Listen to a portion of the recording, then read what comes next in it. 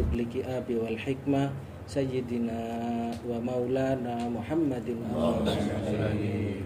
Alhamdulillah, mari bersama-sama kita mengucapkan syukur, berterima kasih kepada Allah. Bersama-sama kita telah dikumpulkan oleh Allah, disadari, dirasakan langkahnya kita, pertemuan kita semua tidak lain digerakkannya oleh Allah. Setelah kita bersama-sama menyadari semua atas gerakannya Allah, maka bersama-sama disadari, disemangatin diri kita. Kalau tanpa semangat diri kita, maka kita tidak bisa khusyuk, kita tidak bisa untuk konsentrasi. Maka bersama-sama jangan pernah bosan.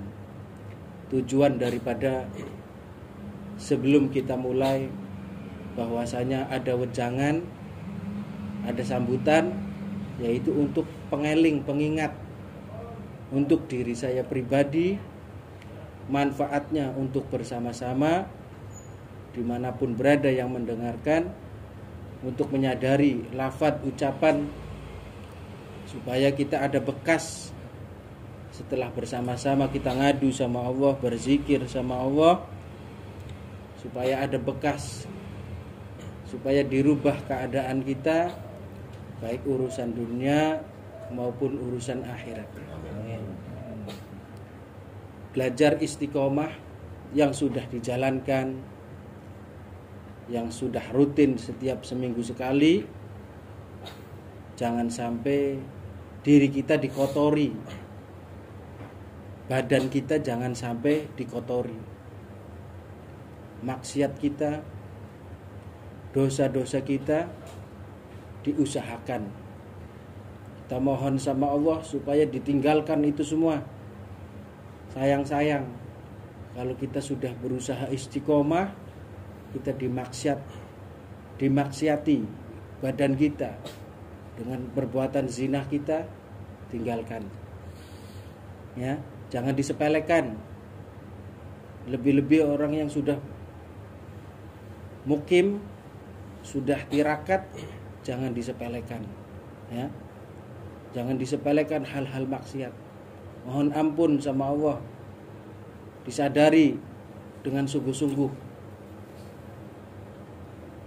Harus ada perubahan. Kalau tidak dengan diri kita yang merubah, siapa lagi? Jangan kita menjadi tobat sambel, ya, ngerasa ngeluh dengan dosa-dosa kita, tapi kita melakukan kembali.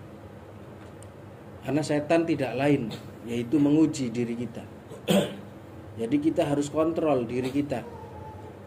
Yang sekiranya mendekatkan diri kita kepada kemaksiatan, jauhi.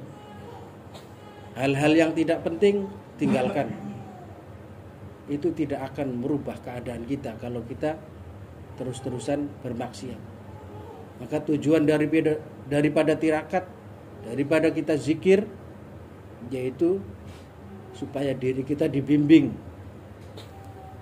Kita terus berdakwah, berjuang untuk menjalankan perintah Allah dan menjalankan perintah Rasulullah, supaya kita ada ketentraman dan tidak mudah galau.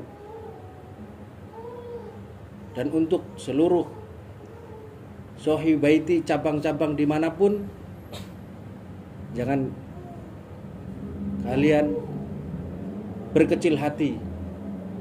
Sebagai pemimpin-pemimpin cabang yang sudah berjalan, atau cabang-cabang yang mulai berjalan yang belum ada kepengurusan, ayo tetap bersama-sama berjuang untuk berzikir, mendekatkan diri kepada Allah.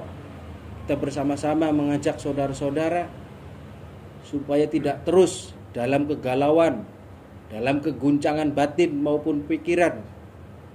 Karena tidak ada seseorang yang nikmat, seseorang yang kelihatannya bahagia tanpa ujian. Semuanya perih. Jangan dilihatnya di saat bahagia, di saat senang. Tidak ada orang yang sukses, yang lulus, bahagia, tanpa ada gemblengan, tanpa ada tempaan. Begitupun halnya seperti besi yang tadinya tidak beraturan, tidak cakep, tidak indah, maka ditempa, dibakar, dipalu, dipeprek, supaya menjadi cakep, bisa bermanfaat. Golok biar tajam, itu dibakar, ditempa terus. Lebih-lebih kita ini manusia yang diciptakannya oleh Allah sempurna daripada segala makhluk. Bahkan manusia lebih tinggi derajatnya daripada alam dunia seisinya. Jadi disadari, kita harus semangat, kita harus tinggalkan sekiranya tidak manfaat untuk diri kita. Dan jangan pernah berkecil hati. Orang yang berusaha dekat sama Allah, berusaha senantiasa bersolawat kepada Rasulullah, dijamin keadaannya dan tidak akan terus-menerus kita kesusahan. Dan sebenarnya kita tidak ada kesusahan dalam hidup kita. Kita susah apa? Kita tinggal menjalani. Dengan kita paksa menjalani dan kita semangat dan kita yakin dan kita berani, rencana Allah itu agung. Rencana-rencana Allah tidak ada dimiliki oleh rencananya manusia. Karena apapun yang terjadi, Allah memberikan yang terbaik buat diri kita. Lebih-lebih untuk kemaslahatan umat. Apapun bentuknya itu diselesaikan. Kepentingan umat itu udah jaminannya Allah, bukan diri kita. Kita sebagai manusia bersyariat untuk berpikir, berusaha. Sekiranya usaha itu mentok, buntu, serahkan kepada Allah yang maha agung, yang maha luas, yang maha kaya, yang maha bijaksana, yang maha memberi, tanpa disangka-sangka arah dari manapun. Semua tidak ada di rencana diri kita, mau dijadikan apa diri kita oleh Allah. Maka dengan ujian yang kita jalani, jangan pernah merasa dengan kita senantiasa istiqomah, dengan senantiasa kita zikir kok tidak ada perubahan. Itu tidak menjadi alasan. Ya. Tidak menjadi karena kita zikir supaya dirubah, ini urusannya Allah. Yang jelas, siapapun yang berusaha mengagungkan nama-nama Allah, nama-nama Rasulullah, maka akan dijamin diri kita, keluarga kita, anak-anak kita dirubah segalanya oleh Allah. Yang berat itu karena pikiran kita muter-muter seperti obat nyamuk satu titik, tidak menenangkan diri kita untuk kita ngadu sama Allah. Coba perhatikan yang sudah berusaha istiqomah kepada Allah. Istiqomah atau tidak diri kita di saat kita di rumah. Punya waktu enggak untuk ngadu sama Allah? Maka beruntung dan bersyukur bagi orang-orang yang hadir di majelis zikir, di majelis ilmu. Itu orang-orang yang pilihan. Tinggal kita dipertemukannya hal seperti ini, kita ambil hikmahnya. Harus memberi manfaat pada diri kita. Harus ada perubahan, terutama tauhid diri kita, keyakinan kita kepada Allah. Bahwa Allah itu ngerti, Allah itu paham apa yang diinginkan, apa yang kita harapkan, Allah paham. Tujuan daripada kita berusaha mendekatkan diri kita kepada Allah yaitu merendahkan diri kita. Kita rendah, kita banyak maksiat, banyak salah kepada Allah. Yang kedua yaitu mengagungkan kebesaran-kebesaran Allah. Semua tidak ada yang mustahil bagi Allah. Kalau kita bersungguh-sungguh kepada Allah, pasti akan dirubah. Jangan senantiasa kita digelut, diperangi oleh pikiran-pikiran masalah ekonomi, menjadi sebab, menjadi alasan kita tidak semangat dalam kita berzikir kepada Allah, dalam kita beribadah kepada Allah. Berarti diri kita tidak lain, yaitu masih taman kanak-kanak, masih anak kecil yang harus diiming-imingi dengan permen, dengan sesuatu yang indah, baru kita bisa tertawa, baru kita bisa senang, bahagia. Tidak, urusan dunia itu tidak menjamin. Atau Rasulullah, dunia itu seperti kapas beterbangan, kena angin tidak beraturan larinya kemana. Maka kita terus semangat untuk kita istiqomah mendekatkan diri kepada Allah. Supaya apa? Diri kita dicintai sama Allah. Kalau diri kita sudah dicintai sama Allah, apapun dicukupkan tanpa kita meminta kepada Allah. Apa yang kita gerentak, apa yang kita niat, sebelum niat itu terjadi, Allah memberikan yang terbaik buat diri kita. Dan kita menjadi manusia itu sunatullah. Ada pusing, ada sakit.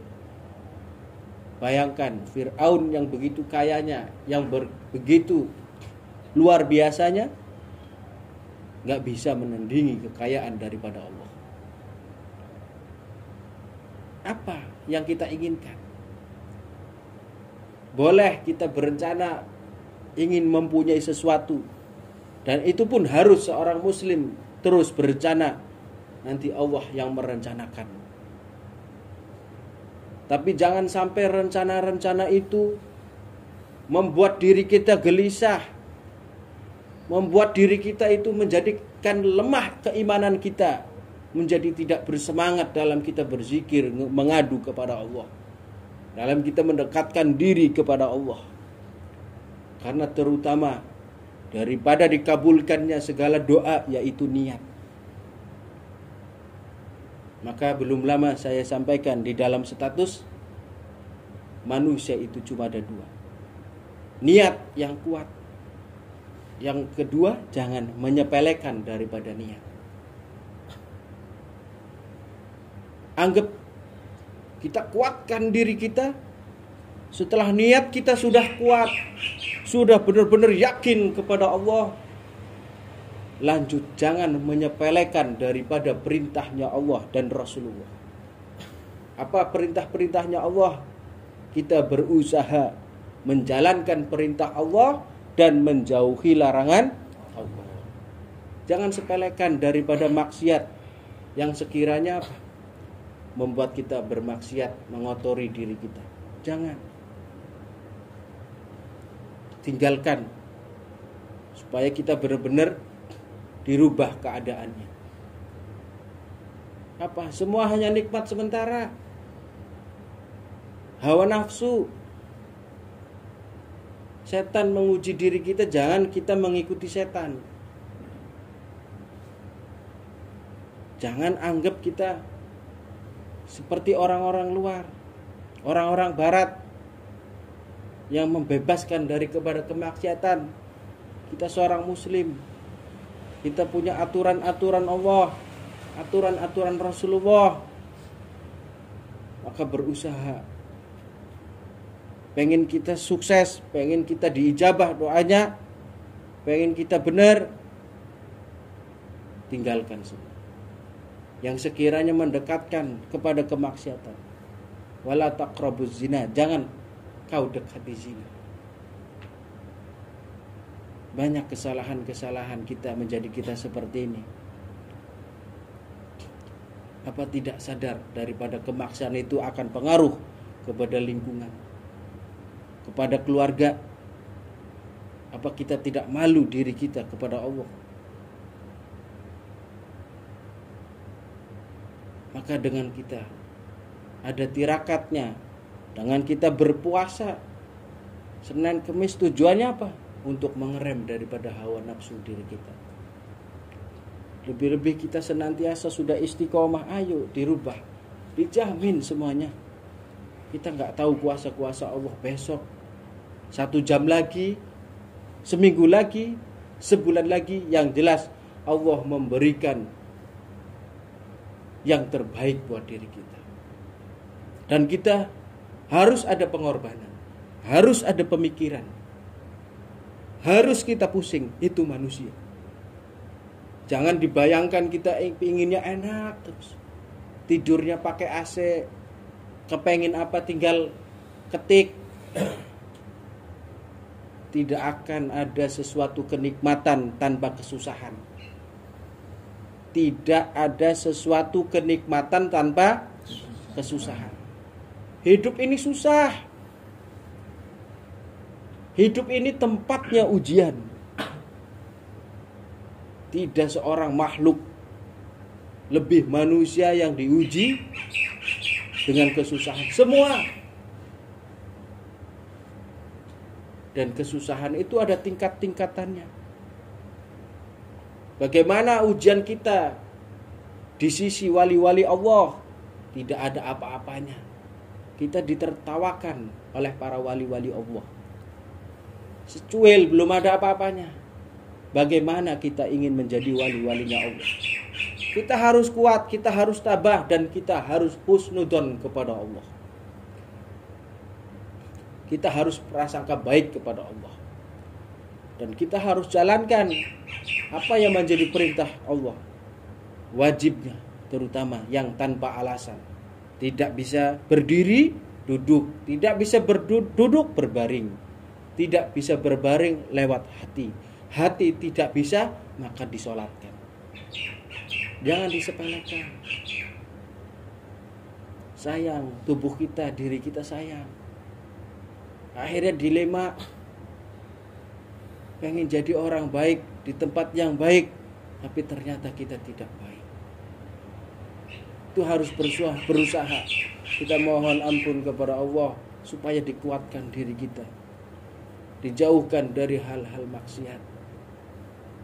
Dan kita mohon kepada Allah supaya dirubah keadaan kita, baik urusan dunia maupun urusan akhirat, supaya kita dijadikan semua orang-orang yang dicintai oleh Allah. Salawat serta salam tak lupa kita haturkan kepada junjungan Nabi besar Muhammad Rasulullah sallallahu alaihi wasallam beserta keluarganya, sahabatnya, alim ulamanya, dan juga kita generasi penerusnya.